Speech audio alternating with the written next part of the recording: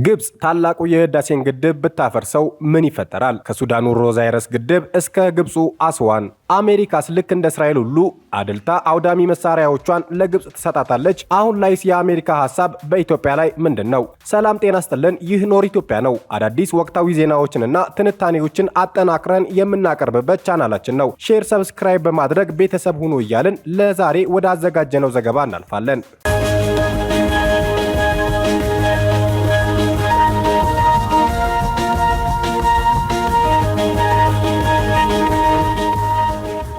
ፈጣሪ ኢትዮጵያን ሲፈጥራት በአፍሪካ ከፍታ ላይ አድርጎ ነው የሰራት። በዚህም ሩፍ ኦፍ አፍሪካ በመባል ትጠራለች። ከባህር ጠለል በላይ በ2000 ሜትሮች ከፍታ ላይ የምትቀመጠው ሀገራችን ኢትዮጵያ 70 በመቶ የሚሆነው የአፍሪካ ተራሮች በጉያዋ ሸሽጋ ትገኛለች።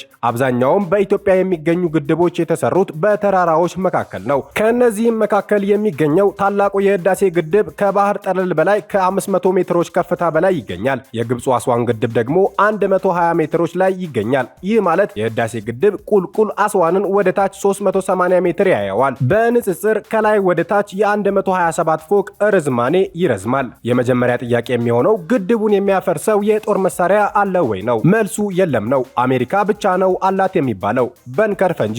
በንከር ፈንጂ 20 ሜትር ጥልቅ ወደ ታች ብቻ ነው ሊያጠቃ የሚችለው። የህዳሴ ግድብ ደግሞ 180 ሜትር ይደርሳል። በከፍተኛ ጥቅጥቅ ኮንክሪት ሙሊት የተሞላውና እጅግ ዘመናዊ የሆነው ግድብ በቀላሉ ሙሉ በሙሉ ሊፈርስ አይችልም። ከመጠነኛ ጉዳት ባሻገር የከፋ አደጋ ግድቡ አያስተናግድም። በምስሉ ላይ እንደምትመለከቱት የግድቡ መሰረት ስፋት 180 ሜትር ነው። ስለዚህ ግብጽ ልታጠቃ የምትችለው ከፊት ለፊት ያሉትን ፓወር ስቴሽኖችና ማስተንፈሻ ቱቦዎችን ነው። ይህም የከፋ መዘዝን ይዞባት ይመጣል። አይበለውና ግብጽ የህዳሴ ግድብን የሚያፈርስ የጦር መሳሪያ ቢኖራትና ብታፈርሰው ከዚህ ቀጥለው ያሉት አደጋዎችና ችግሮች በሱዳን እንደዚሁም በራሷ ግብጽ ላይ ይደርስባታል። በመጀመሪያ የሚያገኘው የሱዳኑን ሮዛይረስ ግድብ ነው። ይህ ግድብ ከህዳሴ ግድብ በ110 ኪሎ ሜትር የሚረቅ ሲሆን ግድቡ አጠቃላይ የሚይዘው የውሃ መጠን 7.4 ቢሊዮን ሜትር ኪዩብ ነው። ካለምንም ማስጠንቀቂያ የህዳሴ ግድብ ሮዛይረስ ግድብ ለመድረስ ሰዓታት ብቻ ይበቁታል። ሮዛይረስ አካባቢ ያሉ እርሻዎችና ፋብሪካዎች እንደ ተላጠ ሙዝ እርቃናቸውን ይቀራሉ።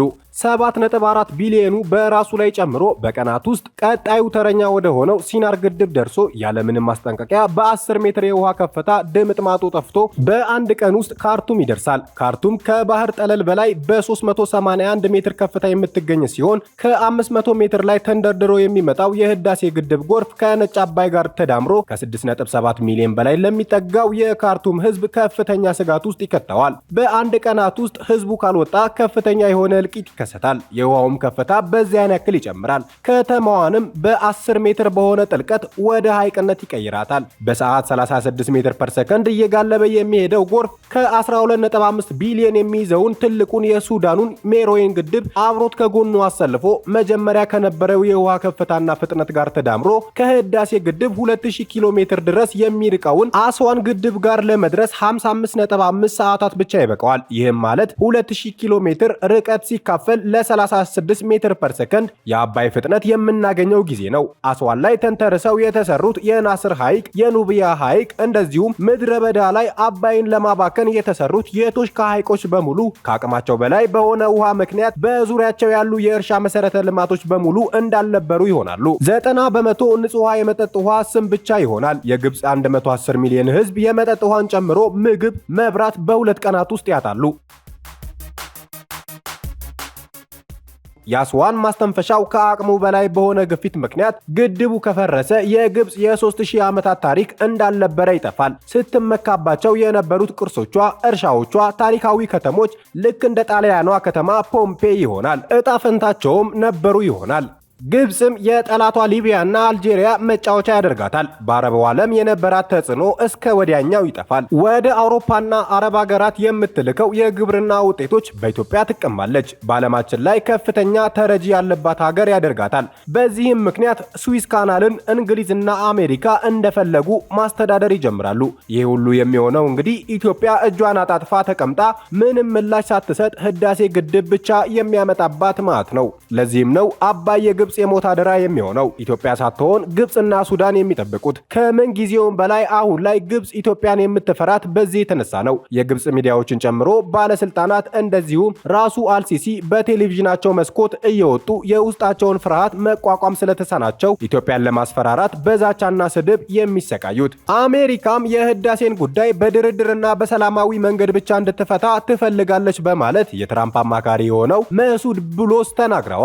መሱድ ቡሎስ የሊባኖስ ተወላጅ ሲሆን አሜሪካዊ ነጋዴና በአሁኑ ሰዓት የትራምፕ አስተዳደር በአፍሪካ ጉዳዮች የትራምፕ ከፍተኛ አማካሪ ነው። የትራምፕ አማካሪ ማሱድ ቡሎስ ከህዳሴ ጋር በተያያዘ ከአልሃድ ቲቪ ጋር በነበረው ቆይታ በርካታ ሀሳቦችን አንስቶ አሜሪካ የህዳሴው ግድብ ጉዳይ በድርድርና ሰላማዊ በሆነ መንገድ እንድትፈታ ጽኑ አቋም እንዳላት ገልጿል። የህዳሴው ግድብ ከተመረቀ በኋላ አሁን ወደ ሌላ ምዕራፍ ተሸጋግሯል ያለው መሱድ ኢትዮጵያ ባለፈው መስከረም ውስጥ ግድቡን በይፋ በማስመረቋ ከዚህ በኋላ ባለው የድርድር ምዕራፍ የድርድር ማዕከል ሊሆን የሚችለው የግድቡ የረጅም ጊዜ አስተዳደር ጉዳይ ነው ብሏል። በኢትዮጵያ ግብጽና ሱዳን መካከል ፍትሐዊና ቀጣይነት ያለው እልባት ለማምጣት ቀጥተኛ ውይይት አስፈላጊ መሆኑን ያሳሰበው ማሱድ የትራምፕ አስተዳደር ሁሉንም ወገኖች የሚያረካና በአካባቢው መረጋጋትን የሚያበረታታ ለሰላማዊ መፍትሄ በቂ ድጋፍ ለማድረግ ዝግጁ መሆኑን አረጋግጧል። ከባለፈው የአብዱል ፈታህ አልሲሲ የእጃችንን አጣጥፈን አንቀመጥም ይህንን ቪዲዮ የግብጽ ሚዲያ እየተቀባበሉትና